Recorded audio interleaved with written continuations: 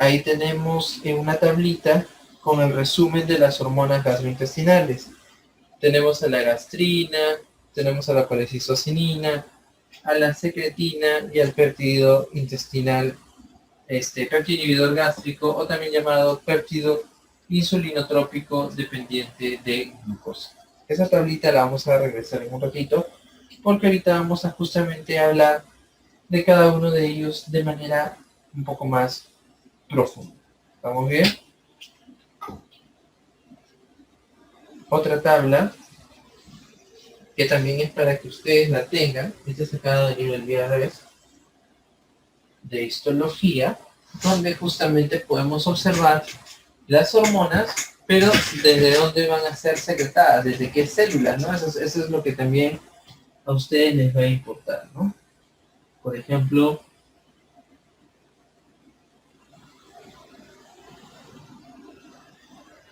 esta viene bastante en el examen, la gastrina, donde se secreta de la célula G, prácticamente a nivel del antro. Por ejemplo, tenemos el péptido inhibidor gástrico, que lo mencioné hace un ratito, o péptido insulinotrópico dependiente de glucosa, de las células K, la colecistoquinina, de las células I. ¿Estamos bien? Entonces, cada uno de estos tiene una célula que va a favorecer que se secrete, pero más allá de la célula y saber qué se secreta, ustedes recuerdan que luego tienen que saber el efecto fisiológico.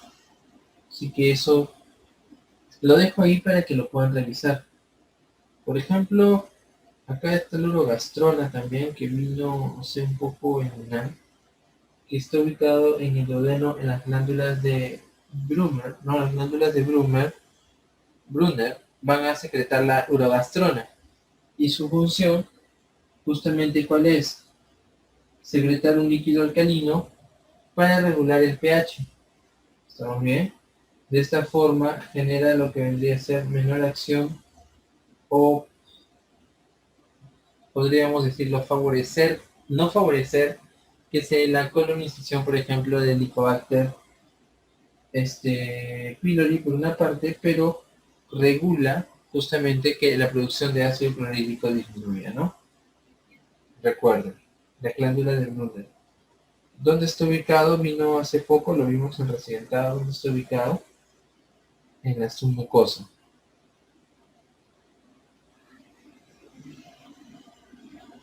Muy bien.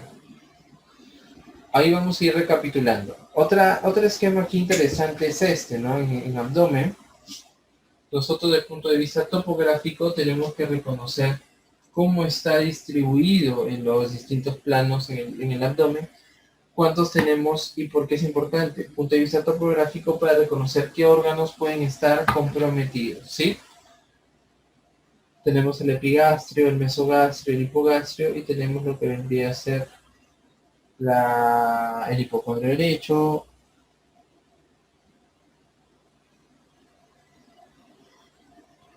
y fosa ilíaca derecha. Tenemos el hipocondrio izquierdo, flanco izquierdo, y fosa ilíaca izquierda. ¿Cuántos entonces vamos a tener? ¿Cuántos planos? 3, pero vamos a tener 9 cuadrantes, ¿ya? 9 cuadrantes. En esta imagen les dejo, porque es un poco más de memoria, reconozcan cuáles, ¿verdad?, son los planos y qué órganos se van a encontrar ahí. Así que eso es parte de un poquito de memoria, pero también de bastante lógica, ¿ya? Vamos a ver entonces en los distintos péptidos. Vamos a empezar con la gastrina. La gastrina es un péptido gastrointestinal, ¿no?, que se secreta de las células G del antro, que ya lo habíamos visto. Tiene como péptido 17 aminoácidos y 34 aminoácidos. Quiere decir que nosotros tenemos dos tipos de gastrina. Recuerden, la gastrina de 17 y la gastrina de 34. La gastrina de 17, ya bien llamada gastrina corta, ¿estamos bien? O pequeña, y la de 34 no recibe otro nombre. La gastrina de 17, ¿por qué es importante? Porque se va a secretar cuando tú ingieres alimentos. Cuando tú ingieres alimentos, se va a secretar. En cambio, la de 34 se va a secretar dentro o entre las comidas.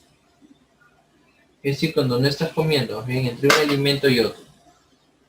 Una pregunta un poquito más high yield de bioquímica es que, por si acaso, una gastrina de 34, ¿verdad? No viene a ser o formarse de la unión de 2 de 17. ¿Estamos bien? Si bien es cierto, sumando sale 34, recuerden de que la de 17 aminoácidos no se fusiona ni se une para formar la de 34. Eso es un poquito más de bioquímica. Cada uno se tiene que sintetizar de nuevo. Otro aspecto aquí. ¿Cuál es el estímulo para que se secrete? ¿Qué tiene que haber pasado?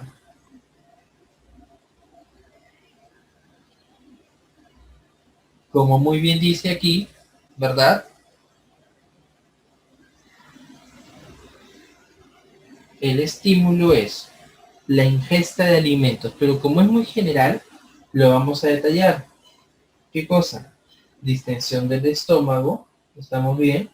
La misma distensión del estómago es un estímulo. ¿Qué otro? Los productos proteicos, pero en realidad, más que todo son los péptidos y aminoácidos. ¿Y qué aminoácidos favorecen que puedas secretar mayor cantidad de gastrina? Pregunta de examen, ¿alguien lo sabe? A ver, chicos, para que no se vuelva un monólogo, para poder interactuar, ¿qué aminoácidos son los que favorecen que se secrete gastrina? ¿Alguien se acuerda?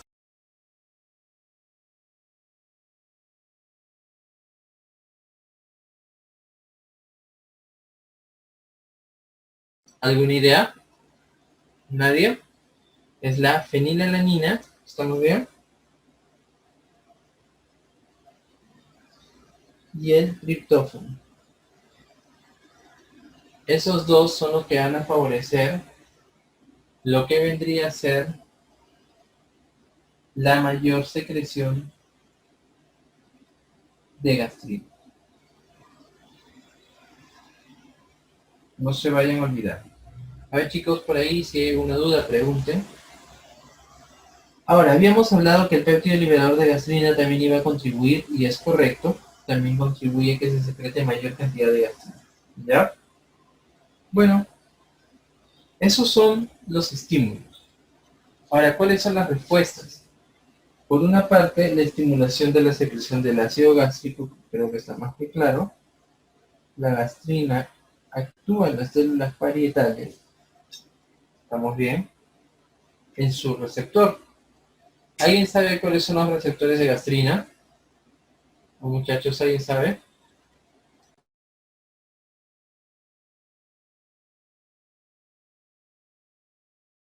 Son los receptores de colecistocinina, ¿ya?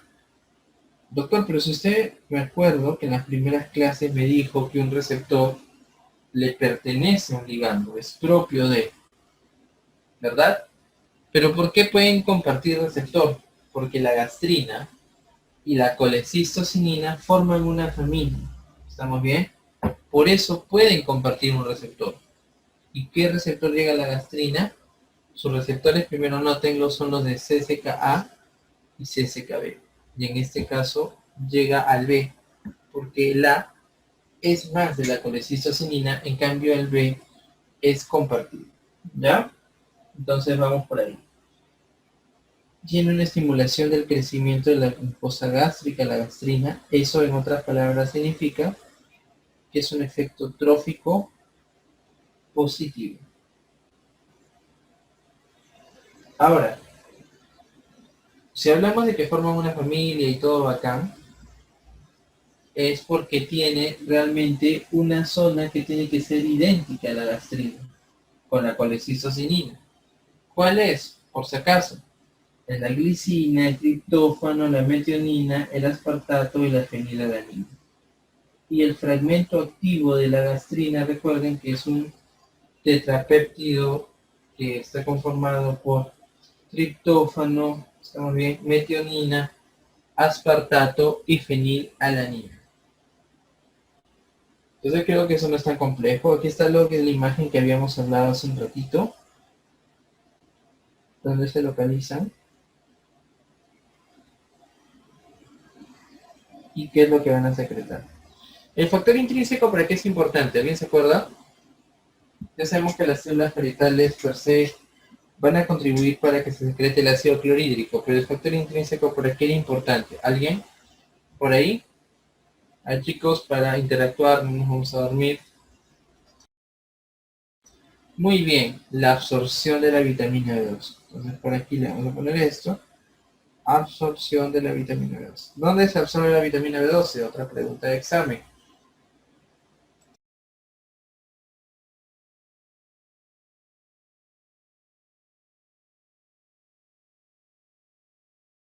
En la mucosa gástrica no, la absorción de la vitamina B12 es en el ilio terminal.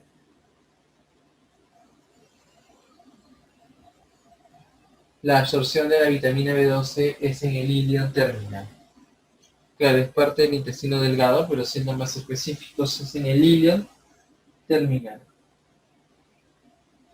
Hay una enfermedad aquí que en un ratito vamos a hablarlo, que es una enfermedad que se caracteriza por generar un evento de hipersecreción gástrica, entonces hay que tenerlo en consideración.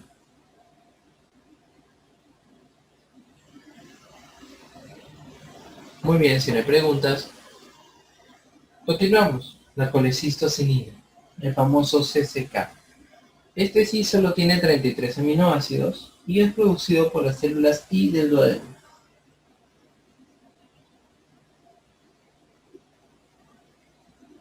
Ahora, de nuevo, ¿cuál es el estímulo? Entonces, el estímulo es los productos de degradación de los ácidos grasos y los monoglicéridos, pero no los triglicéridos. Los triglicéridos no. Pero también pueden favorecer que se libere la gastrina gracias a la presencia de péptidos pequeños aminoácidos. ¿Ya? Entonces, esos también contribuyen. ¿Cuáles son las funciones?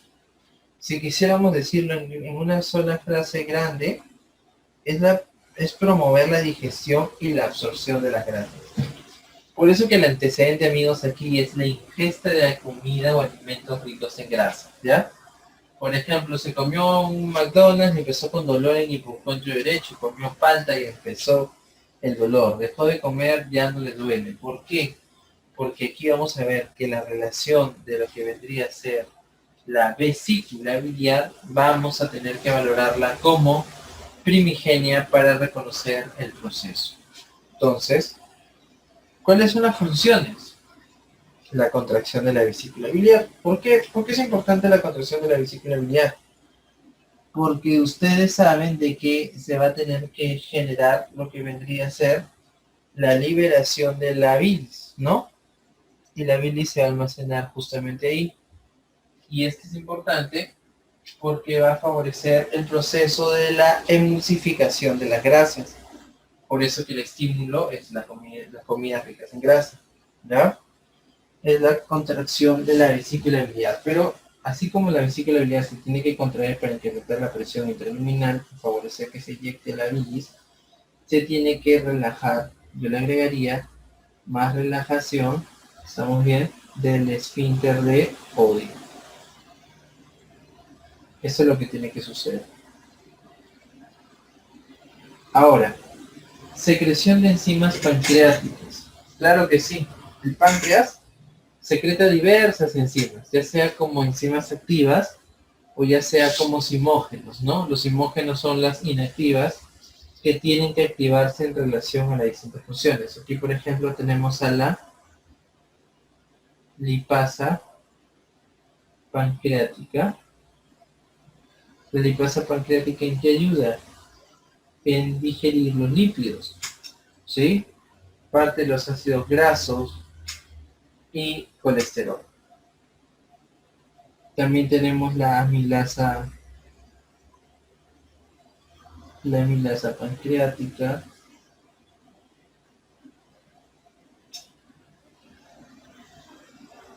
Muy bien, etcétera. La amilasa están las carboxipeptidasas. Otra función que se va a dar en la secreción de bicarbonato. Recuerden de que el duodeno tiene un pH ácido, ¿estamos bien? Pero que tiene tendencia a la alcalinidad.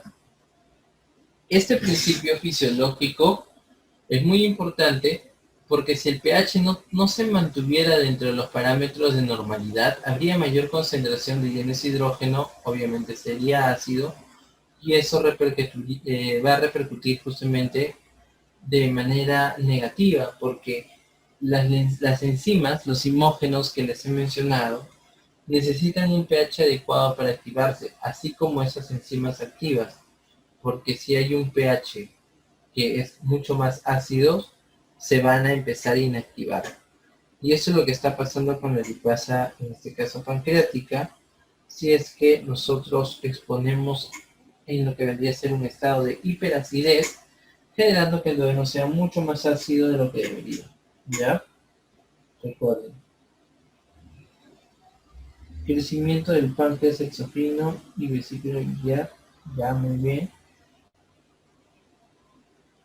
Y aquí yo le agregaría que no es nada, podríamos decirlo,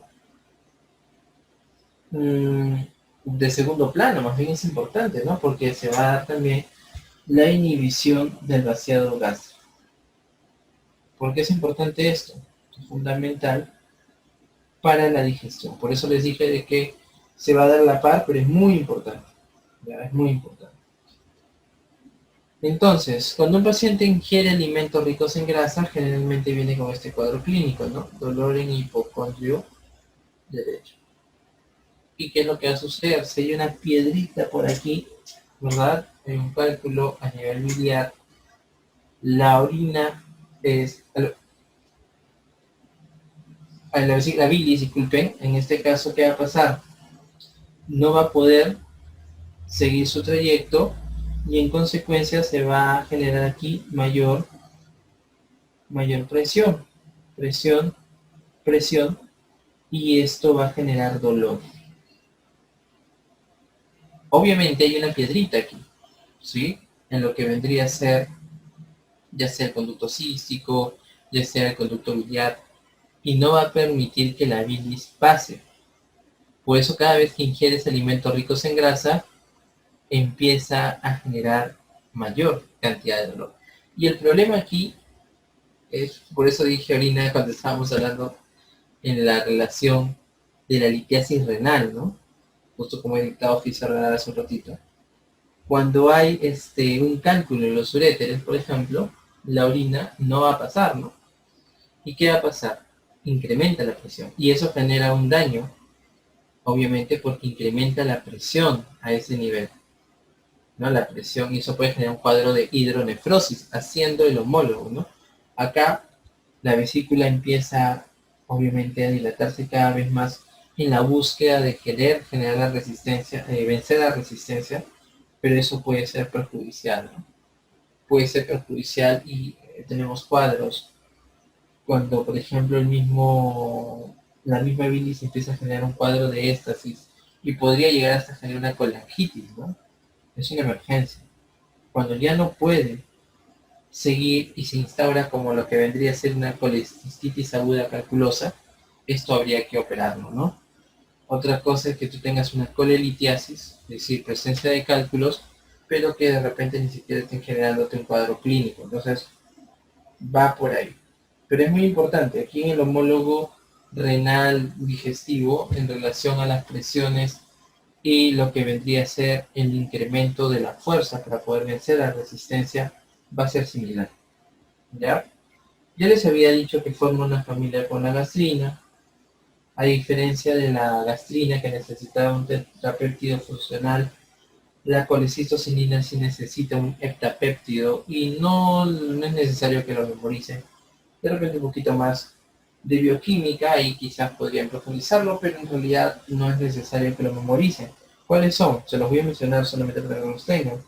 La tirosina, la metionina, la glicina, el triptófano, la metionina, el aspartato y la fenilalanina, ¿no?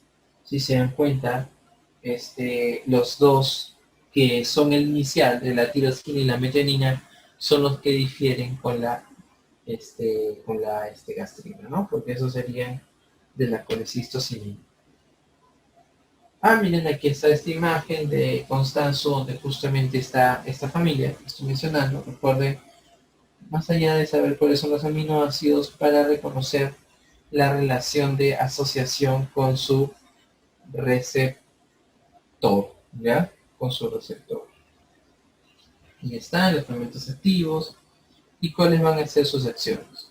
Recuerden, dolor en hipocondrio derecho. Seguimos. Aquí está esquematizado desde el punto de vista mucho más resumido la colecistocinina y sus funciones. También tiene un efecto trófico, vaciamiento gástrico, lo habíamos dicho. Este sería el de amarillo, el estímulo, ¿verdad? Habíamos dicho que era contracción de la vesícula biliar más dilatación del esfínter de Oddi y también la secreción de enzimas, ¿verdad? Ahora, ¿por qué aquí mencionan a la secretina? La colecistocinina favorece que se secrete bicarbonato, pero tiene una relación íntima con la secretina, porque cada vez que, por ejemplo, aquí esté llegando lo que vendría a ser el bolo y en relación a lo que vendría a ser, bueno, en este caso ya sería relación transición quimo-kilo, y llegue a lo que vendría a ser el duodeno, va a llegar justamente y va a incrementar la concentración de iones hidrógeno, como había dicho. Y la concentración de iones hidrógeno va a repercutir porque el pH va a disminuir. Pero, pregunta de examen, cuando el pH ya es menor de 4.5, sí o sí se va a secretar esto. Y recuérdenlo porque ese también es un error. La secretina secreta todo menos ácido clorhídrico. Por favor, tiene lógica, ¿no? ¿De qué te sirve que si de por sí el pH es ácido, secretes otro péptido para volverlo más ácido? Nada que ver, ¿verdad? Por este más bien regula. Es un regulador, secreta todo menos lo que vendría a ser ácido clorhídrico. Aquí está otro esquema, ya de la secretina en sí, 27 aminoácidos secretada en las células C hacia el duodeno. Va a promover la secreción de lo que vendría a ser el bicarbonato a nivel pancreático y a nivel biliar.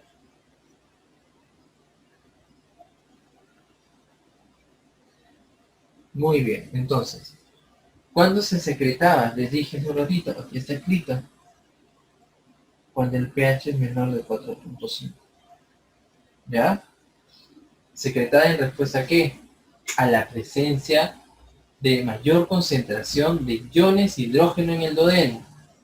No se olvide, mayor cantidad de iones hidrógeno, pH ácido. Ese es el estilo. Y obviamente el pH baja, ¿no?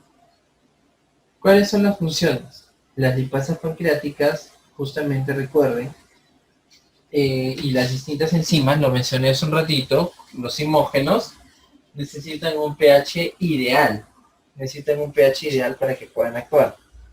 Por ejemplo, el pH óptimo de la lipasa es de 6 a 8. ¿Ya? Y si está mucho más ácido, se va a inactivar, se va a desnaturalizar. Esta es una pregunta también tipo porque se dice que ya desde 4.5 empieza a haber cierto grado de desnaturalización, pero cuando es menor de 3.5 ya está inactivo. ¿Y esto qué nos podría generar si se inactiva la lipasa pancreática? Que no se dé una buena digestión y absorción de las grasas. Por eso, desde el punto de vista clínico, yo podría encontrar, por ejemplo, esteatorrea, ¿no? Que es presencia de grasa en las heces. ¿Por qué? Porque se está dando un proceso de mala absorción en relación a este cuadro de hiperacidez. Entonces miren, el cuerpo es sabio y evita esto. ¿Ya? Evita este problema. ¿Qué más aquí? Recuerden el 3.5, ¿verdad? Forma lo que vendría a ser una familia también, el que ha leído un poquito más. La secretina forma una familia con el glucado. ¿Ya? No se olviden por ahí, por favor. ¿Algunas dudas aquí, amigos? Por favor, la idea es que vayamos interactuando para ver que estemos todos al tanto. ¿Alguna idea? ¿Pregunta? ¿Alguna pregunta?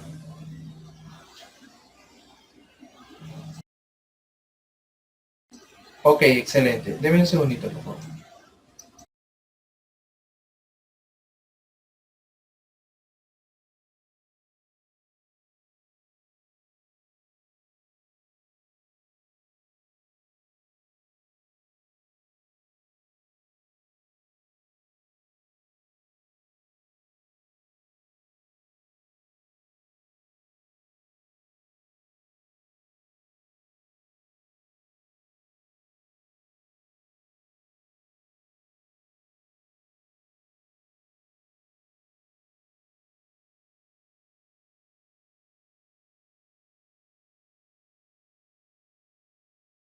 Muy bien, ahora sí, amigos, continuamos. Como no hay ninguna duda, gracias Jones, seguimos avanzando.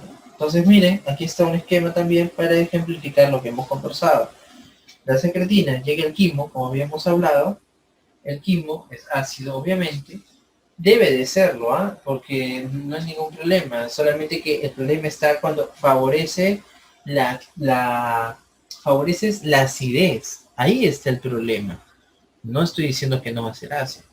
Si por gravedad, por lógica, ¿verdad? Cuando insista en lo que vendría a ser el tránsito intestinal, si el estómago de por sí es bien ácido, porque estamos llegando hasta niveles de 2.5, y que ahí es importante, por ejemplo, los imógenos como el pepsinógeno, sí necesita un pH ácido para que se active y a partir del mismo inicie la digestión de las proteínas. Por ejemplo, ahí es normal. Pero ¿qué pasa si sigue avanzando?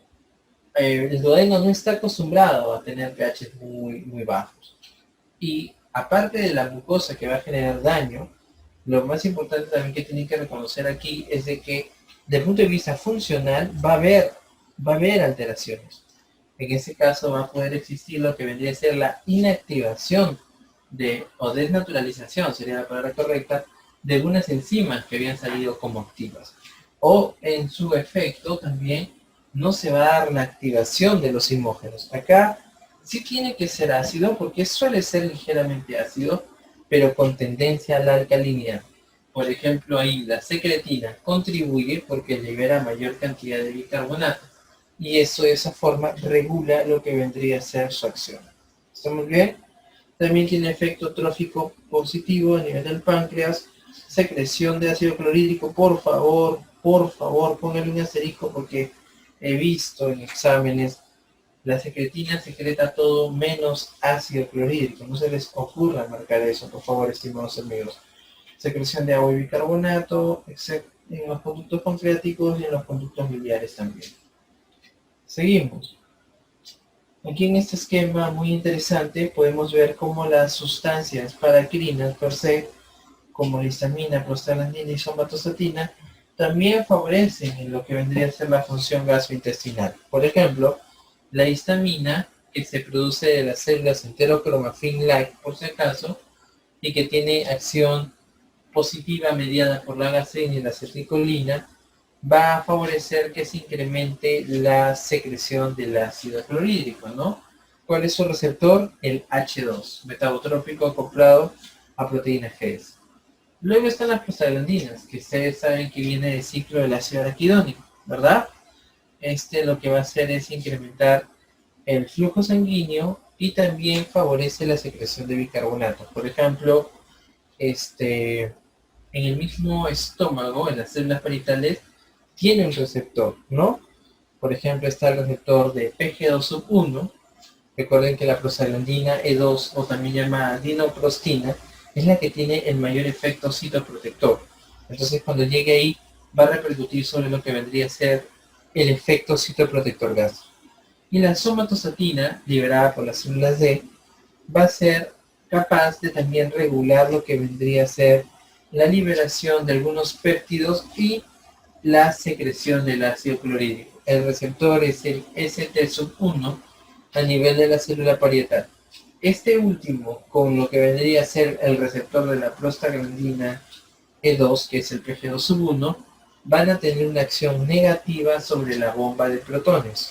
La bomba de protones, que es un tipo de transporte activo primario, hidrógeno, potasio, TPasa, lo que hace es favorecer la secreción, pero estos dos van a bloquearlo, van a generar un efecto negativo sobre la bomba de protones. ¿Estamos bien? Aquí, en este esquema, estos son sacados del Harvey, me parece muy interesante para que vean, miren el contraste de la acción de los distintos péptidos y cómo, desde el punto de vista del mismo tracto, llegan a tener mayor efecto o menor efecto. Si pudiésemos valorar quién es el que juega más de alguna manera u otra, sería la gastrina y la secretina, ¿no? La colecistocinina también, disculpen. Esos tres serían los que tienen mayor acción sobre el largo del trayecto del tracto gastrointestinal. Aquí tenemos también a las sincretinas. Las sincretinas son péptidos también. ¿Cuál es el efecto de las sincretinas? ¿Se acuerdan? Creo que se les mencionó en una de las clases pasadas. ¿Cuáles son el efecto de las sincretinas? ¿Alguna idea? El efecto del incretín es tener un efecto hipoglicemiante. ¿Estamos bien? Es tener un efecto hipoglicemiante. Claro, se maneja en la hiperglucemia. Va a tener una regulación sobre los niveles de glucosa, Jones. ¿Sí? Pero no incrementándolo, sino disminuyendo. Ahí tenemos dos incretinas.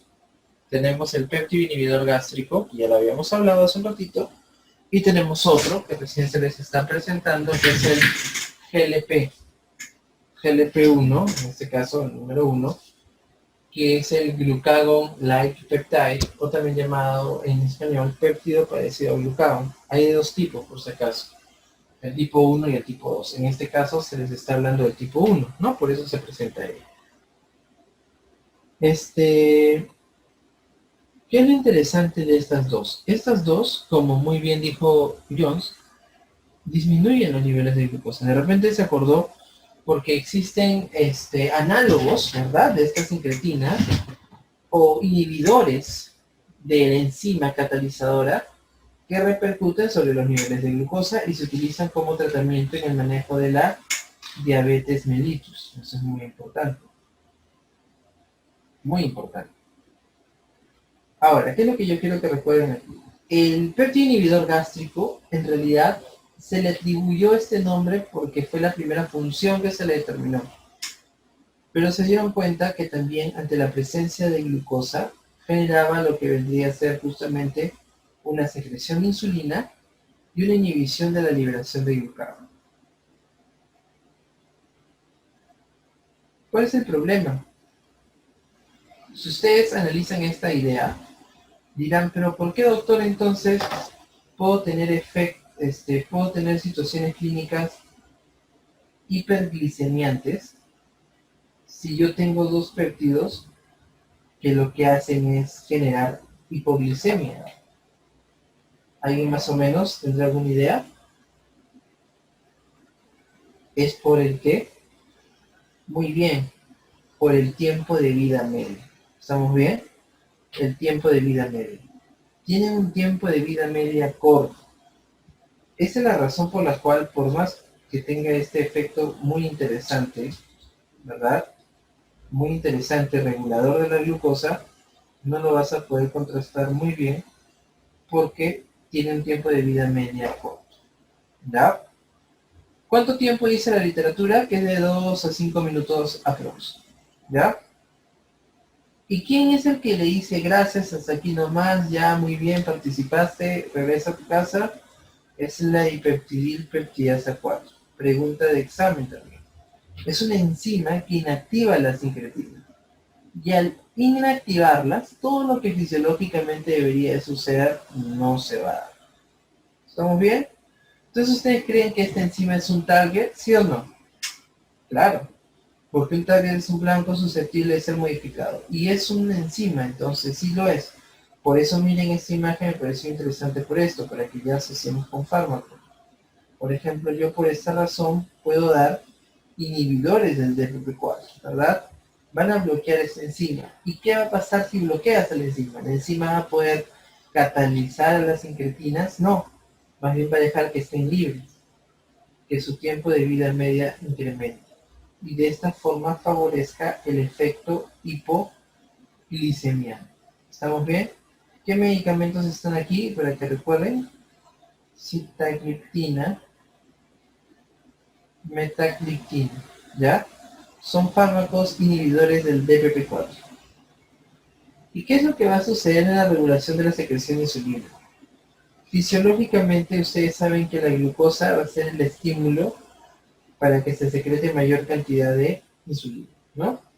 La glucosa se expresa, o se presenta, mejor dicho, y gracias a esta presentación, propia obviamente de la digestión, recuerden que la glucosa no se puede degradar más porque es un monosacárido, pero cuando ya está en lo que vendría a ser el plasma, este va a ser un estímulo para que se empiece a secretar los GLUTs, que los GLUTs son intracitoplasmáticos, no se olviden, y se van a expresar gracias a qué?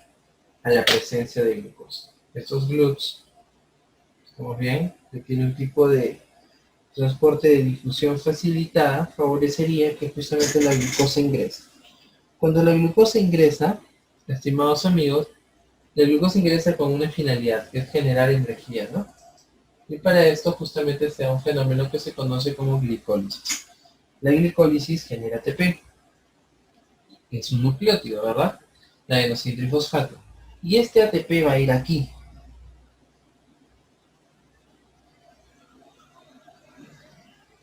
a los canales de potasio dependientes de ATP.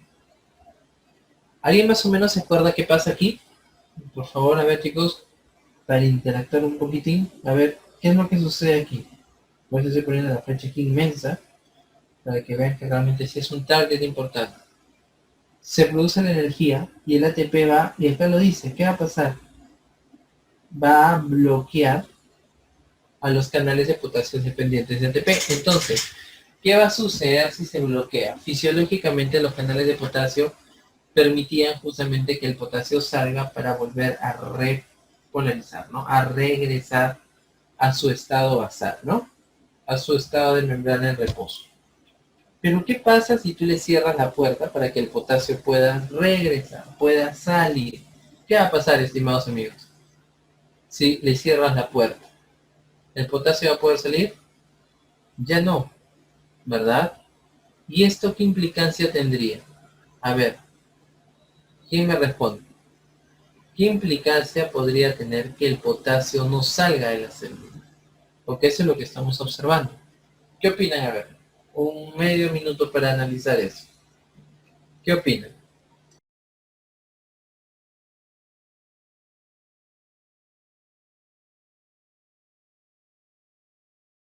A ver, ya pasó el tiempo. A ver, Jones, por el chat, Andy, por ahí también está participando Andrea, Valeria, Alexis. ¿Alguna idea qué pasa si el potasio no sale? Chicos, eso ya salió en las primeras clases. Eso es importante. Hipopotasemia podría generar si fuera crónico, porque ya no va a regularse, es correcto. Hipocalemia, hiperpolariza, no Andy, no hiperpolariza. No despolariza. A ver, vamos a ver. Muy bien, esta es la idea, que quiero que ustedes me den su apreciación. Esta es una célula dormidita que está en reposo, ¿verdad? Y cuando ingresa sodio, se despolariza, se despierta, ¿verdad? De lo negativo que estaba, se despierta y se vuelve positivo.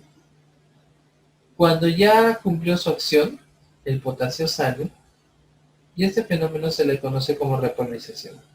Si sale mucho potasio, como muy bien dijo Andy, se puede dar un fenómeno que se llama hiperpolarización, porque se va a volver mucho más negativo de lo que era.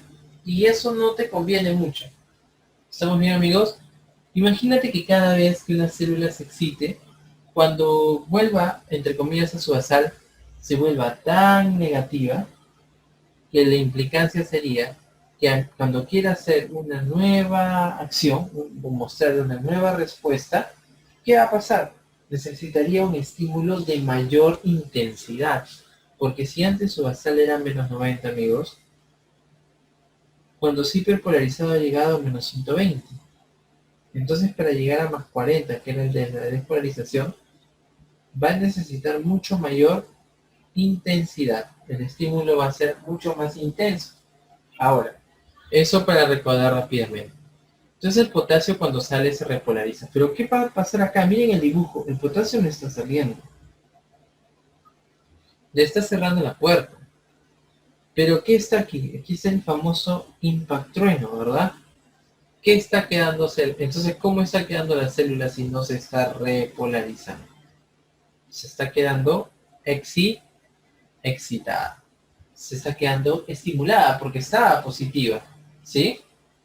¿Y eso en qué contribuye? En que los canales de calcio se abran y este canal de calcio abierto favorece que el calcio ingrese y el calcio favorezca lo que vendría a ser la traslocación de las vesículas.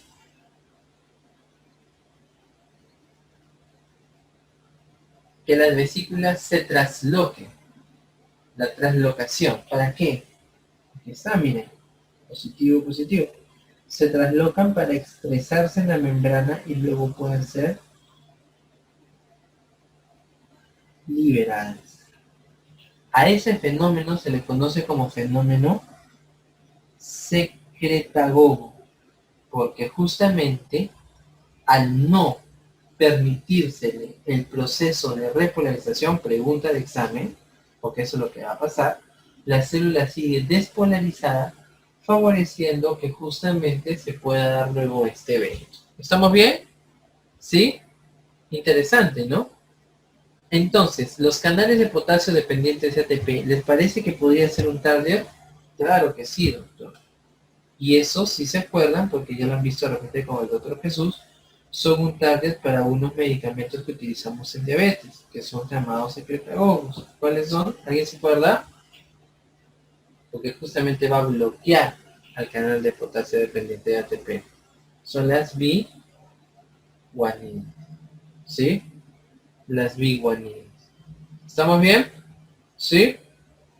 Las B-guaninas. Ahora, otra preguntita así asociada a fármaco. Un segundito, chicos.